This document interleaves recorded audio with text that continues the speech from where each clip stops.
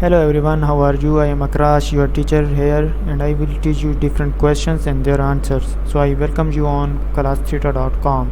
So our today's question is, Which are examples of using the psychological perspective, assuming that the reason someone is not married is because he or she is unlovable.